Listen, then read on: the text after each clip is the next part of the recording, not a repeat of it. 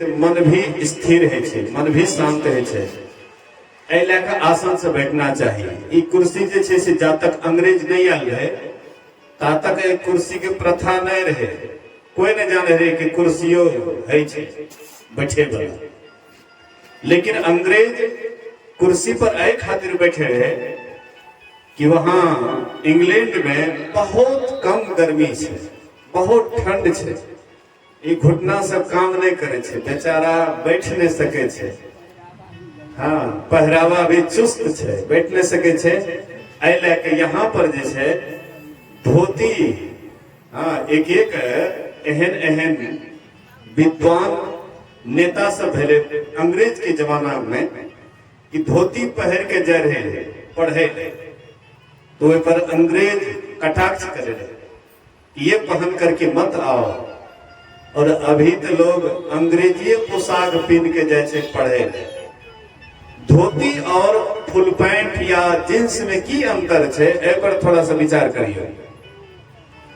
धोती जे छे मतलब ओकरा में हवा प्रवेश करे छे और ऐसे शरीर स्वस्थ रहे छे। और मोटा कपड़ा जितना भी छे, गर्मी महीना लोग मोटा मोटा कपड़ा पहने छे जे स्वास्थ्य के लिए हानिकारक है। लोग ए बात का नहीं समझे छे, बुझावे छे कि हम कुछ चाहिए, कटा बढ़िया शर्ट पैंट में रहे छे तो लोग को बुझाल कि हम कुछ चाहिए। लेकिन सबसे, हाँ, भारतीय पोशाक सबसे उत्तम पोशाक छे और ए में रहला से स्वास्थ्य भी अच्छा रहे छे। ए लेके, हाँ, ढीला ढाला रहे छे, हवा प्रवेश करे छे शरीर में। हाँ, सारा शरीर के रोमकूप में हवा प्रवेश करे छे, शरीर स्वस्थ है छे। ए लेके भारतीय पोशाक पहनना चाहिए, कोशिश करना चाहिए कि भारतीय पोशाक में ही रहे। एक बात हम कहलिए कि कंटा ओते बिछावन दे देतिए और सब कोई कंटा कोशिश करके बैठ जतिए। कोई वंघावे से कुर्सी पर बैठ गए बैठले बैठल कुर्सी पर तो बड़ा आराम बुझावे छे ना, आ एना बैठे छे तो कंटा दर्दो करे छे टांग गोड़, तब नींद जल्दी नहीं आवे छे। बोलिए श्री सदगुरु महाराज की जय। सबको आवल जाए, नीचा में बैठल जाए। ई नहीं बुझबे कि महात्मा ऊंचा में छे तो बड़का भए गेले, हमरा आर के नीचा बैठावे छे तो हमरा आर छोटका भए गेलिए। अरे महात्मा कतनो चौकी में बैठते तो चौकीदारे हेते, आ यहाँ से जमींदार। अहे सब पर तो महात्मा, अहाँ से जमींदार। अगर महात्मा का खाना पीना बंद कर दियो तो महात्मा कुछ दिन में फील्ड छोड़ देते। तो अहे सब पर टिकल छे, ए लेके अहाँ सब महान छिए। महात्मा अहाँ से की बाल बच्चा छे, ई नहीं सोचने छे कि महात्मा बड़का भए गेले ए खातिर ऊंचा में बैठे छे, बल्कि श्रोता नीचा में एक खातिर बैठे छे और वक्ता ऊंचा में एक खातिर बैठे छे कि नजर सबके एक साथ मिले छे आ कुछ कहे सुने में अच्छा लगे छे। और कोनो खास बात नहीं छे कि बड़का भए गेले या छोटका भए गेले, उ सब कोई बात नहीं छे। श्रोता वक्ता की नजर मिले छे, ए लेके दू शब्द कहे में अच्छा लगे छे। ए लेके कोई भी आदमी ई सब भेदभाव के नहीं राखियो। हाँ, सबको आबो और पैसो। बोले वाला के मन विशेष चंचल है छे, ए बात पर ध्यान देवे। वक्ता आदमी बहुत कम ध्यान करे छे, इहो बात पर ध्यान देवे। जे बेसी बोले छे वो कम ध्यान ओकरा सके छे। और जे श्रोता है छे, प्रवचन करे ले नहीं जाने छे, श्रोता छे, हम देखलिए बहुत बढ़िया ध्यानी सब छे और ध्यान में बहुत आगाड़ी बढ़ल सब छे। ए लेके ई सब कोनो बड़ी बात नहीं छिए कि वक्ता छे तो बहुत बड़का छे, अच्छा जे श्रोता छे तो छोटका छे। ई सब बिल्कुल भेदभाव का हटा के एकदम सबको आराम से बैसियो।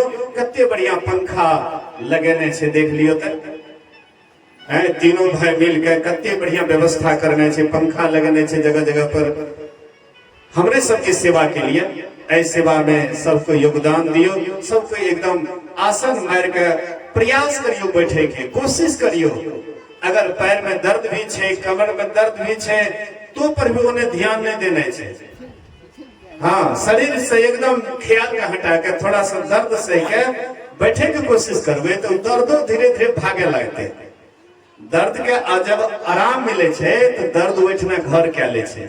ए बात के याद रखिए। बोलिए श्री सदगुरु महाराज की जय। रामदेव स्वामी के पास जाए छे तो की करे छे जाने छिए, दर्दे के द्वारा दर्द के भगावे छे। इतना ओकरा रख दे छे, हाँ इतना यहाँ से उछलावे छे, कुदावे छे, योगासन करावे छे कि दर्द बीमारी सब भागे लगे। कहे छी जगह नहीं छे रहे वाला। और अहाँ अगर देखे छिए दर्द में अहाँ एकदम आराम से सुत जाओ, पलंग पर एकदम आराम करे लगे छिए तो दर्द के मौका मिल जाए छे। तब बुझे छी यह घर हमर रहे वाला छे।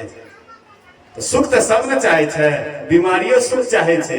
ए लेके एकरा सुख नहीं देने छे, थोड़ा सा शरीर के कष्ट देने छे। और सबको सब अंग मोड़ के जब भी सत्संग में बैठियो तो सब अंग मोड़ के बैठियो।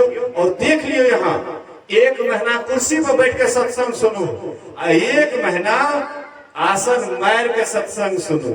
देख लियो अगर मन में शांति नहीं आवे आसन मार के, कभी महात्मा झूठ बोले छे। महात्मा गांधी, हाँ महात्मा गांधी कहते रहते कि तुम कोई आदमी मांसाहारी है, कोई आदमी मांस मछली खाता है तो 1 महीना मांस मछली खा करके डायरी लिखो। हाँ डायरी, 1 महीना मांस मछली खा करके डायरी लिखो और 1 महीना शाकाहारी बन करके डायरी लिखो।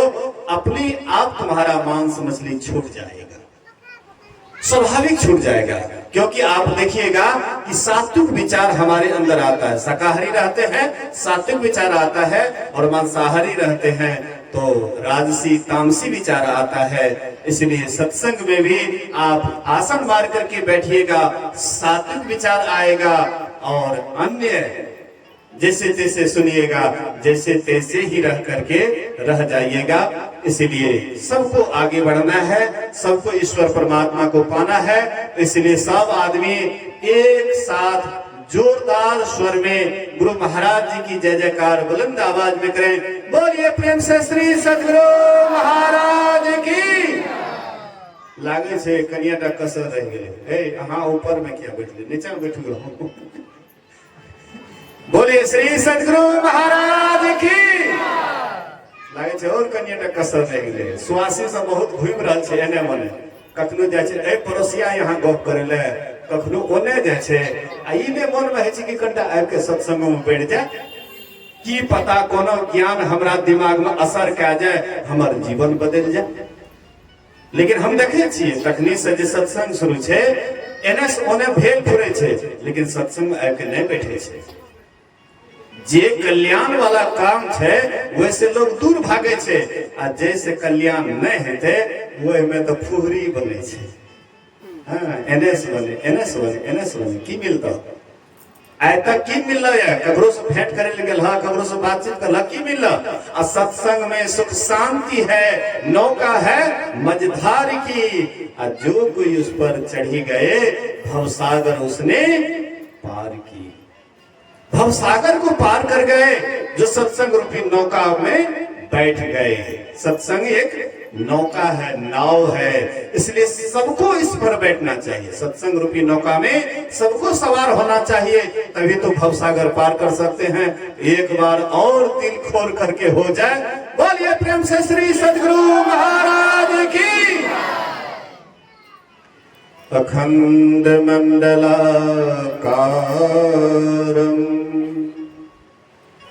व्याप्तं येन चराचरं तत्पदं दर्शितं येन तस्मै श्री गुरुवे नमः। धन्य धन्य सतगुरु सुखद महिमा कही न जाए। जो कुछ कहा तुम्हारी कृपा मौते कछो न बसाए। समवेत समादरणीय सज्जन वृंद, आदरणीय माताओं तथा भक्तिमती बहनों, अभी हम लोगों ने सुना रामचरितमानस उत्तर कांड से।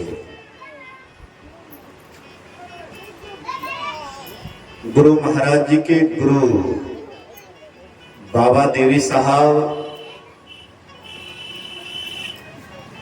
कहते थे, उत्तर का बाल का आदि, उत्तर का अंत, पढ़े पंडित बूझे संत।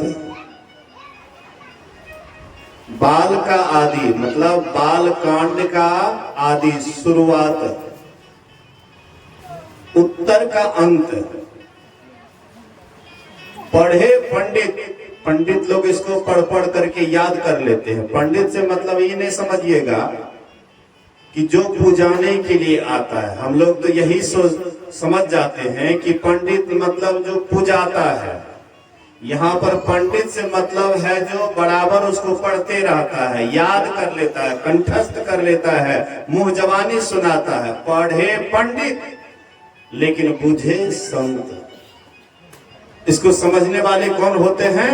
जो उस पर चलते हैं, पढ़ते भी हैं और अपने जीवन में उतारते भी हैं। उसी को संत कहा है, जो अपने जीवन में उतार लेते हैं। गुरु महाराज जी स्वयं उतारे हुए थे। शुरुआत में गुरु महाराज जी को ठोकर लगी थी।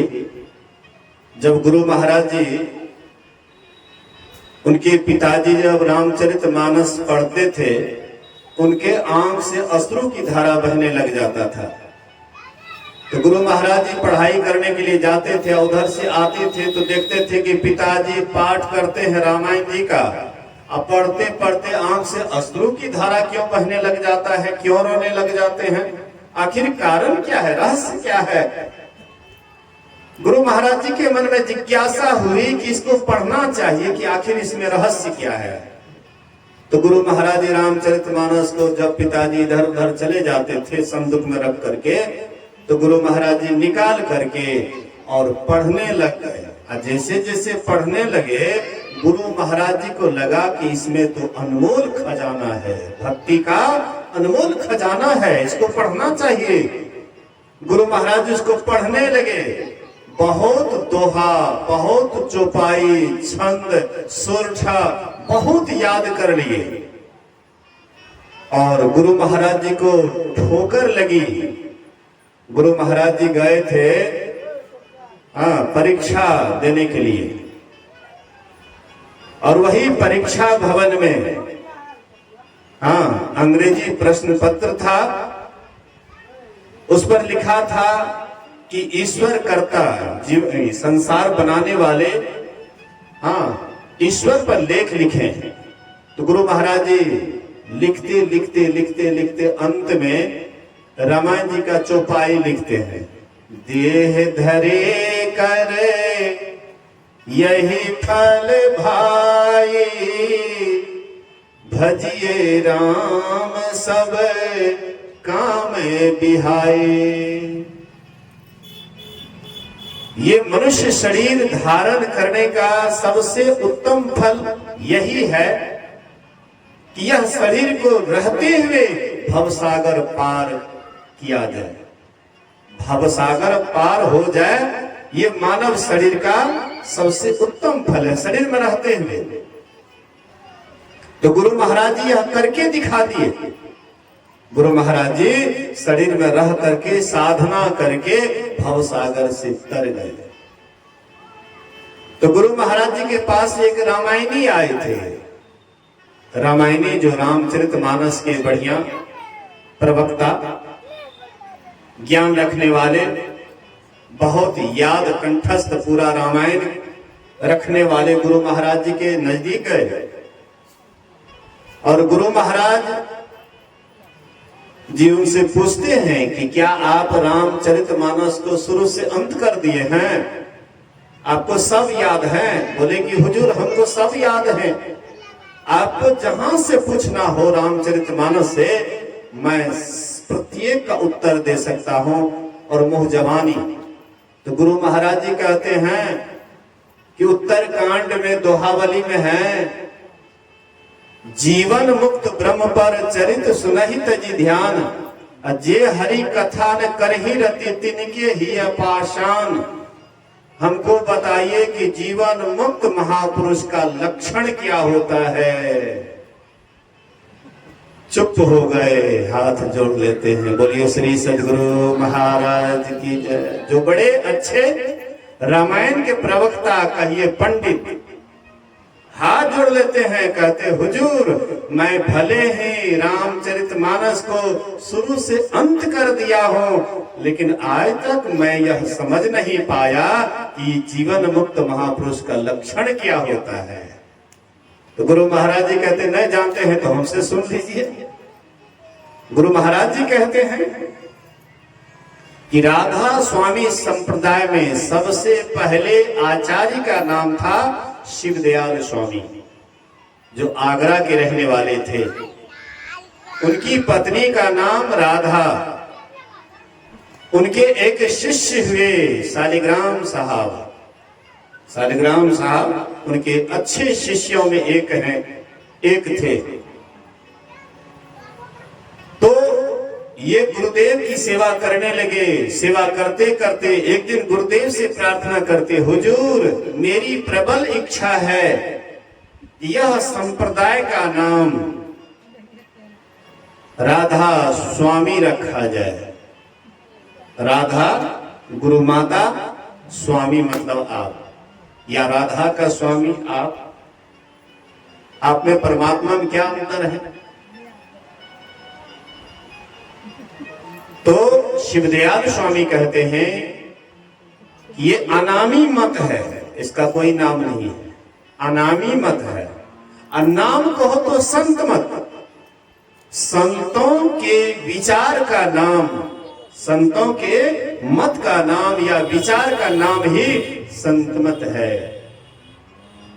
कहते हुजूर मेरी प्रबल इच्छा है कि इसका नाम राधा स्वामी रखा जाए। बहुत निवेदन पर बोले कि अच्छा ठीक है, राधा स्वामी भी रहेगा, लेकिन संत मत को भी रहने देना, उसको हटाना मत। राधा स्वामी, हाँ, व्यास से आप जो भी पुस्तक लेंगे उसमें राधा स्वामी व्यास तो है, लेकिन संतमत भी उसमें लिखा होता है।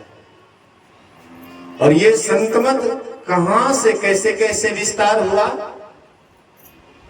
संत तुलसी साहब इनके जड़ में रहने वाले, तुलसी साहब से, ये संतमत कहने का मतलब कोई संप्रदाय या मजहब नहीं समझिएगा। संतमत मतलब सभी संतों का विचार, सबका मत। उसके शुरुआत में तुलसी साहब के आशीर्वाद से इधर बाबा देवी साहब, उनके आशीर्वचन से इधर बाबा देवी साहब और उधर शिवदयाल स्वामी, उन्हीं का आशीर्वाद। तो उधर शिवदयाल स्वामी के द्वारा जो उधर संतमत का विस्तार हुआ, धीरे धीरे आगे बढ़ते हुए व्यास में विराट रूप ले लिया। व्यास जी में आप देखिएगा वहां पर विशाल रूप लिया है। मैंने सुना है कि 12 किलोमीटर का आश्रम है? 12 किलोमीटर लंबा चौड़ा, उससे भी शायद ज्यादा हो सकता है, लेकिन 12 किलोमीटर तो हम सुने हैं। विशाल रूप लिया। पूरा पंजाब में संतमत का बहुत लोग जुड़े हुए हैं राधा स्वामी संप्रदाय से। और बाबा साहब, तुलसी साहब के आशीर्वाद से इधर बाबा देवी साहब, उनके शिष्य हुए महर्षि में ही परमहंस जी महाराज। मैं आपको ये एक उदाहरण देना चाहता हूं, इससे आप लोग किसी को छोटा या बड़ा या ऐसा नहीं सोचिएगा। वहां पर 12 किलोमीटर का ब्यास में आश्रम है, लेकिन यहाँ पर ½ किलोमीटर भी नहीं है, कुप्पा घाट। लेकिन कम ही जगह में विचित्र स्थान है, अलौकिक स्थान है। ऐसा मतलब कहीं देखिएगा कि कहीं नीचा है, कहीं ऊंचा है, कहीं गार्डर है, कहीं गुरु महाराज जी का समाधि है, इधर महर्षि संत सेवी जी महाराज का समाधि है, उधर सत्संग मंदिर है। मतलब एक अजूबा रंग ढंग कम्मे जगह में आपको कुप्पा घाट भागलपुर इतना बढ़िया जगह लगता है कि क्या कहना है। तो संतमत का विस्तार इस तरह से हुआ। तो गुरु महाराज जी वो रामानंदी को बताते हैं कि राधा स्वामी संप्रदाय में सबसे पहले आचार्य का नाम था शिवदयाल स्वामी। शिवदयाल स्वामी साधन भजन करके जीवन मुक्त अवस्था को प्राप्त किए हुए थे।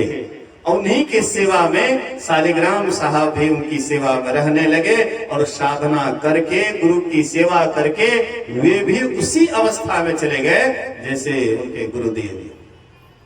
जीवन मुक्त अवस्था में ये भी चले गए। तो शिवदयाल स्वामी का जब शरीर छूटा तो ये गुरु गद्दी पर आसीन हुए। कौन? शालिग्राम साहब। बोलिए श्री सदगुरु महाराज की जय। आवे जाए जो बहुत जगह है, कनिया सत्संग सुन ले। बोलिए श्री सदगुरु महाराज की। तो शिवदयाल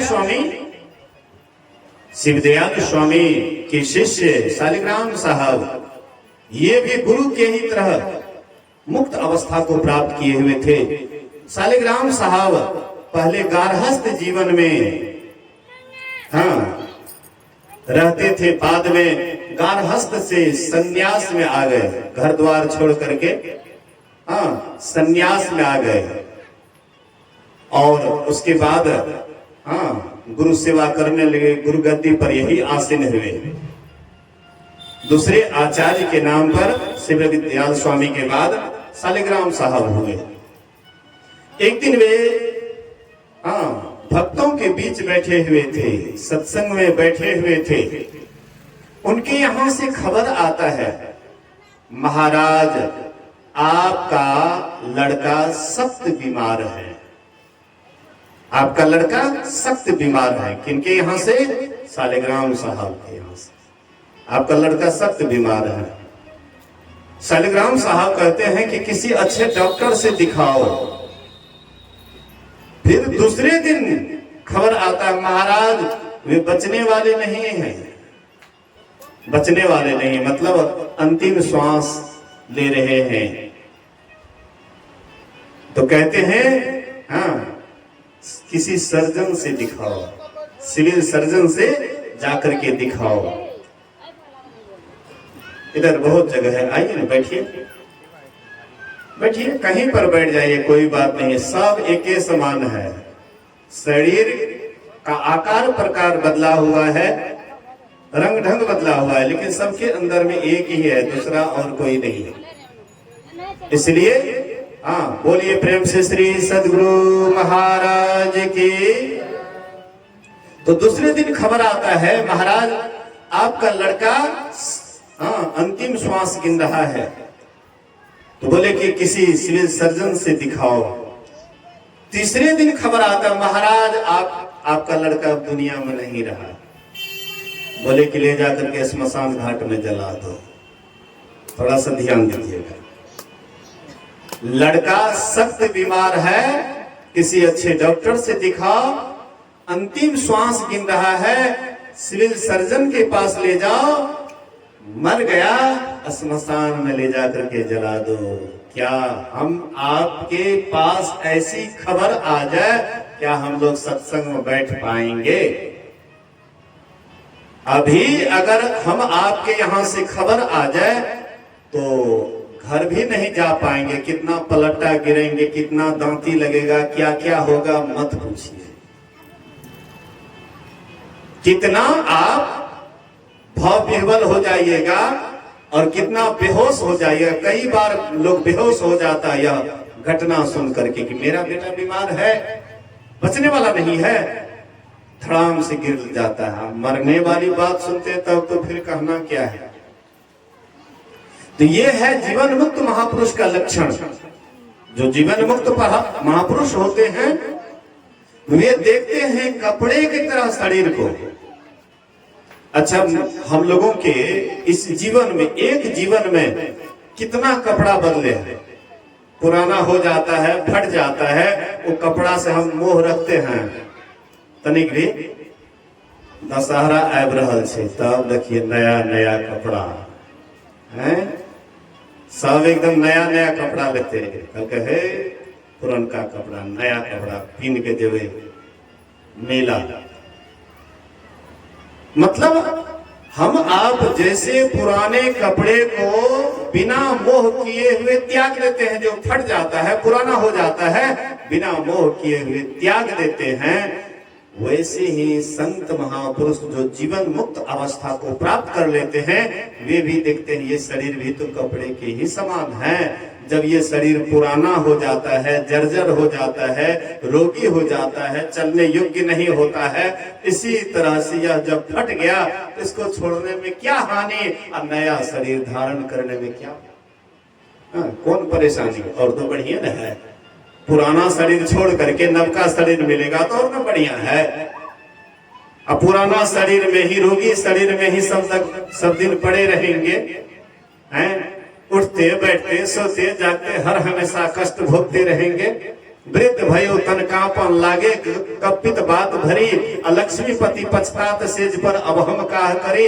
ये बूढ़ा वाला शरीर जो रोगी शरीर है, हर हमेशा कष्ट देता है, दुख देता है, उसको त्याग करके एकदम नया शरीर मिलेगा। ये कोई दुख वाली बात है, सुख करने वाली बात है। लेकिन अज्ञान अवस्था में होने के कारण, मोह होने के कारण हम आप खूब रोते हैं, आंख से आंसू बहाते हैं, परेशान होते हैं, पछताते हैं। ये अच्छा नहीं हुआ। तो गुरु महाराज जी कहते हैं कि ऐसे जो महापुरुष होते हैं वे जीवन मुक्त महापुरुष होते हैं। ऐसे जीवन मुक्त महापुरुष भी जिनको अब पाने के लिए कुछ बाकी नहीं है। सबसे मूल चीज है जीवन मुक्त अवस्था। साधना करके जो उसको पा लिए, जिसको अब पाने के लिए कुछ भी बाकी नहीं, ऐसे महापुरुष भी सत्संग से प्रेम करते हैं, सत्संग से प्रेम करते हैं। और जो सत्संग से प्रेम नहीं करते हैं उनका हृदय कैसा है? पत्थर के समान कठोर। जिनका हृदय कठोर होता है उस सत्संग में कभी नहीं आ सकता है। चोरी करेंगे, डाका डालेंगे, बेईमानी करेंगे, शैतानी करेंगे, झूठ बोलेंगे, व्यर्थ की बातों में अटके हुए रहेंगे, गपशप करेंगे, मतलब सांसारिक बात व्यवस्था में पूरा जीवन बिता देंगे, लेकिन सत्संग की तरफ उसका कदम कभी नहीं बढ़ सकता है। ऐसे जो होते हैं उसका हृदय कठोर होता है। लेकिन जीवन मुक्त महापुरुष सत्संग में आते हैं तो हम आपको भी आना चाहिए। बड़े लोगों का देखा देखी होता है। भगवान कृष्ण भी ब्रह्म मुहूर्त में उठ करके ध्यान करते थे।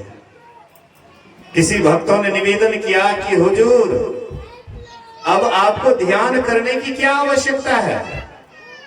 आपको तो जो अवस्था प्राप्त करना चाहिए आप तो वे अवस्था को प्राप्त किए हुए हैं, फिर आप क्यों ध्यान करते हैं? उन्होंने कहा कि जो महान व्यक्ति करता है उसका देखा देखी छोटका आदमी भी करता है। भगवान कृष्ण हम आपको दिखाए कि ध्यान मैं करता हूं, तुमको भी ध्यान करना चाहिए। गुरु महाराज जी महर्षि संत सेवी जी महाराज से बोले कि हे हो संत सेवी, हमरा 3 बजे जगा दी हो।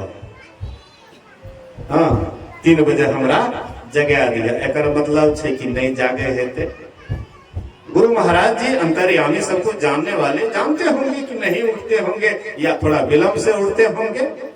तो गुरु महाराज जी बोले हे हो संत सेवी, हमरा 3 बजे जगा दी हो।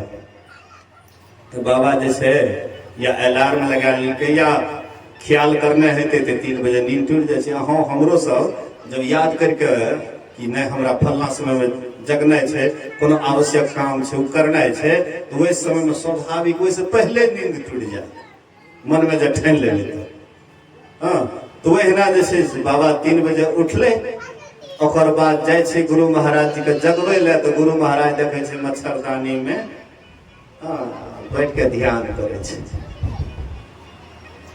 तो गेले ओ बाबू जाके बैठले ध्यान पर। फिर दोसरो दिन गेले तो देखलकै गुरु महाराज के ध्यान करे, तेसरो दिन गेले तो देखे छै ध्यान करे 3 बजे।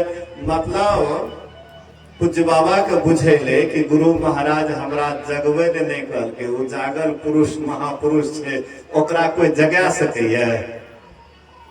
आइ काल्हि तो लोग शिवो जी के जगबै छै।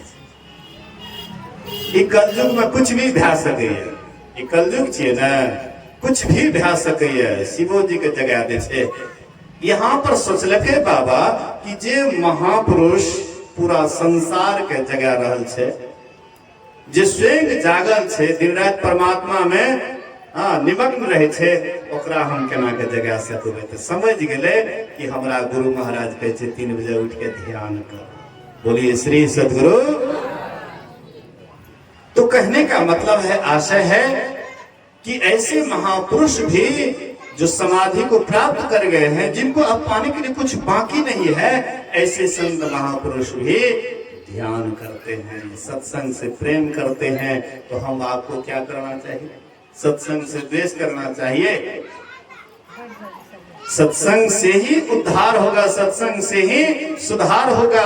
इसलिए भगवान श्री राम भी एक बार सत्संग वाला माहौल बनाए। बोलिए श्री सद्गुरु महाराज की जय। हमारे जो वर्तमान में प्रधानमंत्री हैं, उनके मन में है कि भारतवासी हर तरह से सुखी हो, धन पर्याप्त मात्रा में मिले, सब कोई सुख से रहे। ये काम राम भगवान भी किए, सबको धन पर्याप्त मात्रा में दिए, सब कोई सुखी था। नरेंद्र मोदी तो कोशिश करते हैं, लोग पहले से बहुत सुखी है, लेकिन निंदा शिकायत भी कम नहीं होता है। पक्ष विपक्ष उस समय में राजा था, वोट डाल करके नहीं बनते थे राजा, कि आप वोट डालिएगा तो राम भगवान राजा बनेंगे, और नहीं डालिएगा वोट तो दूसरा बन जाएंगे। सो बात नहीं है। अभी प्रजा का मन है, कितना बढ़िया वो वहां पर कुर्सी पर बैठा हुआ है, टंग खिंचा सा टंग खींचने में लगा हुआ है, लेकिन देख नहीं रहा है कि ये हिंदू धर्म का बहुत बड़ा गौरव है। और वह केवल हिंदू के लिए नहीं, सबके लिए बराबर सोच रहा है। लेकिन लोगों के मन में है कि हिंदू का भलाई करने वाला है, हम लोगों का बुराई नहीं, किसी का आज तक बुराई नहीं किया है। तो ये चाहते हैं कि आर्थिक दृष्टि से हमारा भारत हर तरह से सुखी संपन्न हो जाए, कोशिश में लगे हुए हैं। अभी तक मन के मुताबिक सबको धन नहीं मिला है, मन के मुताबिक कभी मिल भी नहीं सकता है, लेकिन पहले से बहुत सुखी है। भगवान राम के राज्य में सभी प्रजा सुखी थी। हो सकता है नरेंद्र मोदी के राज्य में तो बहुत प्रजा दुखी भी हो सकता है, लेकिन उनके राज्य में सभी सुखी थी। फिर भी भगवान श्री राम एक बार सत्संगन होता है, जहां पर धर्म कथा, बाहर सत्संगा, अंतर सत्संग, ध्यान अभंगा। तो भगवान राम एक बहुत बड़ी सभा का आयोजन किए और उसमें सबको बुलाए हैं। 4 वर्ण हैं, ब्राह्मण, क्षत्रिय, वैश्य, शूद्र, साधु, सन्यासी, वानप्रस्थ, ब्रह्मचारी, जितने भी थे सबको बुलाए। अमीर, गरीब, स्त्री, पुरुष, बच्चे, जवान, बूढ़े, सबको बुलाए। और सबको बुला करके भगवान राम कहते, हे प्रजाजनों, ऐसा मत सोचना कि मैं ममताग्रस्त होकर के तुम लोगों को बुलाया हूं। ऐसा मत सोचना कि मैं ममताग्रस्त होकर के तुम लोगों को बुलाया हूं, ऐसा मत सोचना। वही मेरे सेवक हैं जो मेरे अनुशासन को मानता है। हाँ, अगर मैं तुम्हें अनुचित बात कहूं तो मेरे मुंह को तुरंत बरस देना। अगर हित की बात कहो तो सबको करना चाहिए।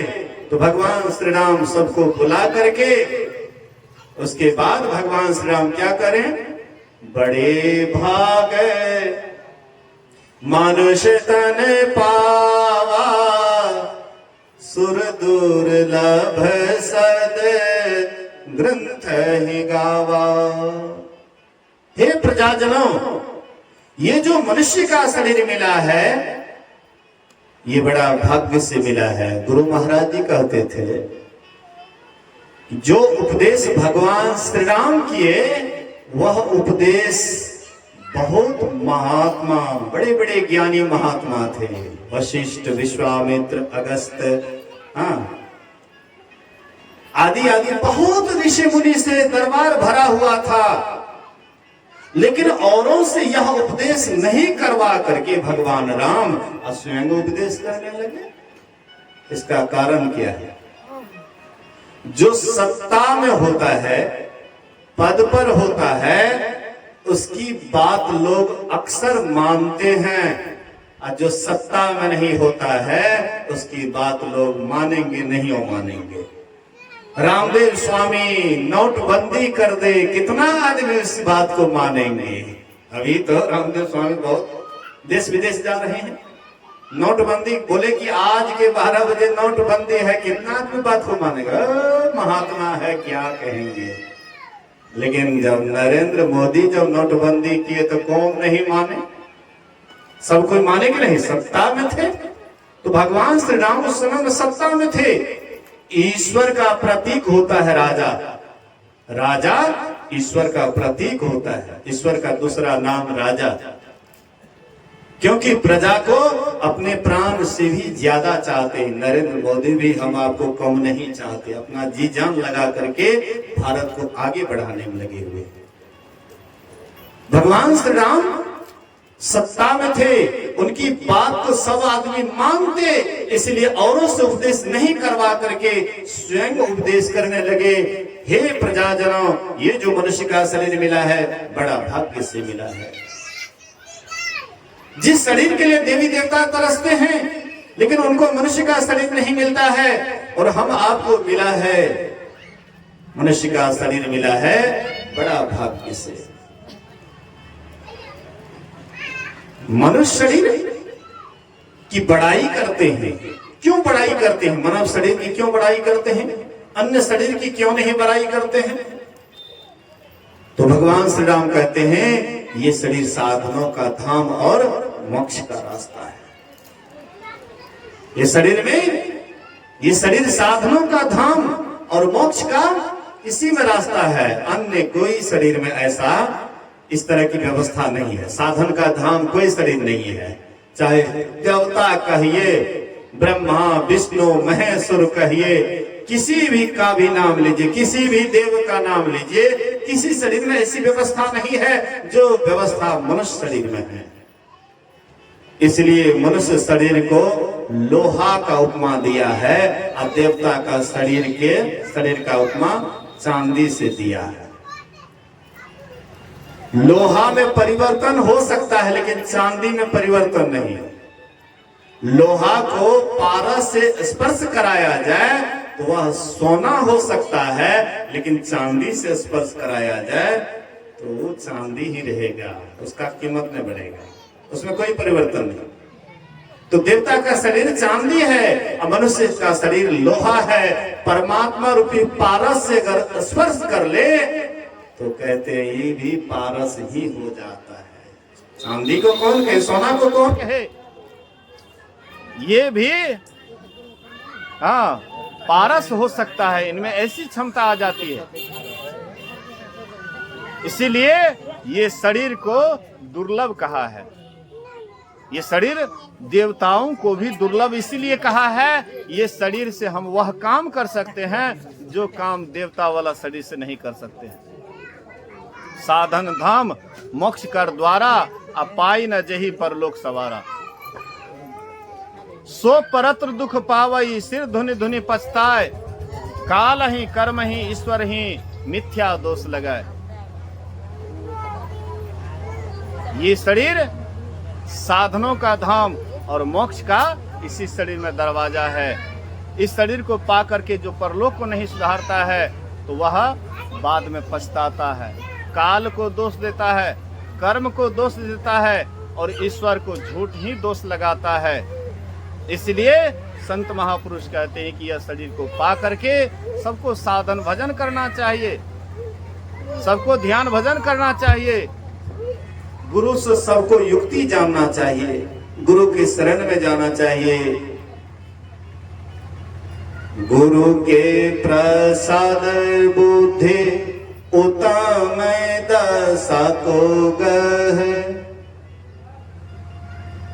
गुरु के प्रसाद से ये बुद्धि उत्तम दशा को ग्रहण करता है, इसलिए गुरु के शरण में जाना चाहिए। बुद्धम शरणम गच्छामि, धम्मम शरणम गच्छामि, संघम शरणम गच्छामि। बुद्धि के शरण में जाने का मतलब है गुरु के शरण में जाना। संघ के शरण में जाने का मतलब है सत्संग के शरण में जाना। धम्मम शरणम गच्छामि, धर्म के शरण में जाने का मतलब है ध्यान के शरण में जाना, अर्थात ध्यान करना। तो हम आपको यह 3 काम सबको करना है, समय समय पर सत्संग ध्यान करते रहना है। हमको लगता है कि कुछ अधिक समय हो गया तो देखते हैं इधर कुछ, शायद सोचते होंगे कि समय अधिक हो रहा है, तो चलिए कोई बात नहीं है। तो फिर कल का भी सत्संग है और कुछ भजन भी होगा। कुछ लोग कह रहे थे कि गायक लोगों को समय बढ़िया से नहीं मिलता है, तो वे लोग कुछ भजन आप लोगों को सुनाएंगे। थोड़ा हल्का फुल्का विलम्ब होगा, लेकिन आप लोग उताइएगा नहीं, आराम से सब कोई बैठ करके बढ़िया से सुनिए। बोलिए प्रेम से श्री सद्गुरु महाराज के।